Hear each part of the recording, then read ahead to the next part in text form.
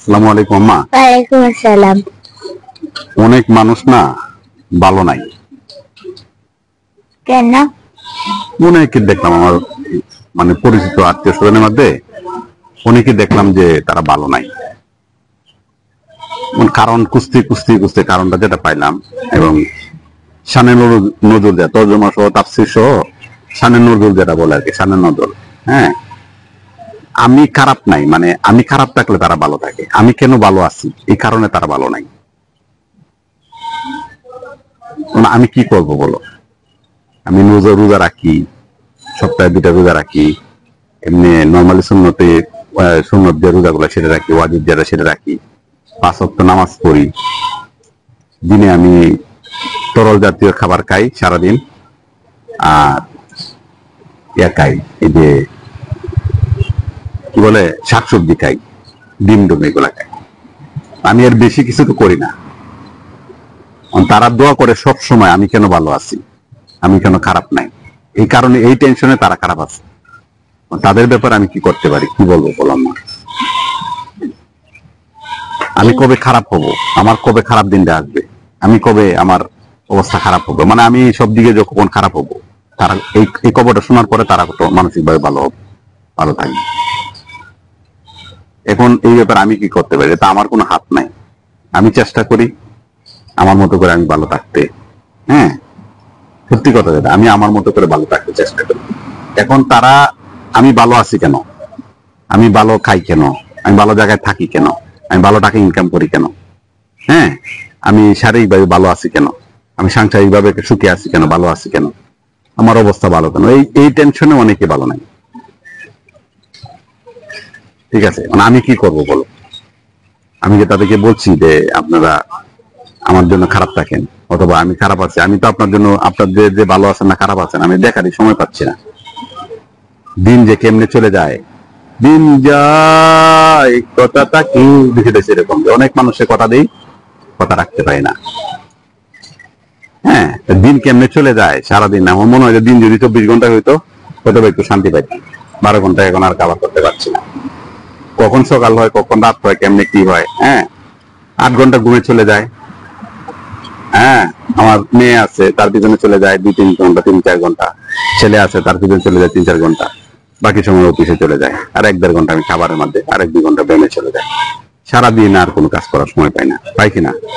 কি টেনশনে আছে দেখলাম যে ঈদের সবাই খোঁজখবর নিতে হয় না, ফোন দেওয়ার পরেই হ্যালো আসসালামু আলাইকুম কেমন আছেন, আছি ভালো আছি, আছি তোর মতো কি আর ভালো আছি, তোর মতো কি আরে আছি।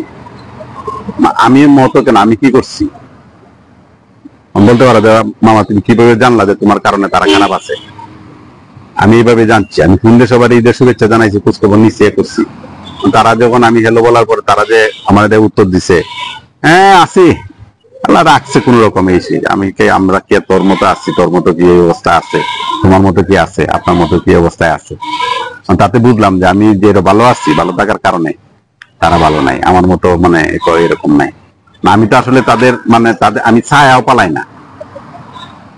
হ্যাঁ, তাদের আমার ছায়াটা পড়ুক আমি সেটা চাই না। তাদের সাথে আমার এরকম সম্পর্ক রাখি যে ইসলামিক ভাবে যেটা মনে করে হ্যালো হাই আসসালামু আলাইকুম দেখা হইলে যেটা নর্মালি এটা। কারণ কি, যত প্রেম তত জ্বালা, যত প্রেম তত জ্বালা। কাবি খুশি কাবি গাম সিনেমায় দেখছো না মা? বুঝে সে বুঝে না, মন মন মানে না, দেখছো না? মন বসে না পড়ার টেবিলে, দেখছো না? হ্যাঁ, এগুলো তো আসলে আগের ব্যাপার, এখন তার আমি এগুলো করার সুযোগ পাই না। মজা নিলাম, আসলেই সময় পাই না।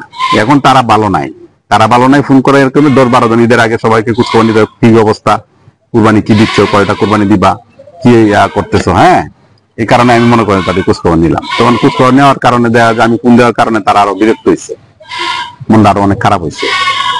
হ্যাঁ, তোর মতো নাই, এই নাই সেই নাই, তোর মতো কি অবস্থা আছে, তোমার মতো কি অবস্থা আছে, আপনার মতো কি অবস্থা আছে। না আমি কি করছি, আমি তো কোনো দান শাসক করি না যে ফাঁকা দান আমি মই দিব, কারণ আমি করি ব্যবসা। আমার যে ক্ষেত্রে যেগুলো কিনছি সেটা আমি কাজ করে, আমি প্রতি সিজন আমি 20 মণ করে চাল পাই। আমার 6 মাসে লাগে আমার 2 বস্তা, 20 বস্তা চাল আসে প্রতি 3 মাস পর পর, 4 মাস পর পর। অফিস টফিস মিলে করে মনে কর বাটে উঠে দেয়া, তারপরে আমার চাল থাকে। তাহলে আমি কার ফাঁকা দানে মই কেমনে দিব আম্মা?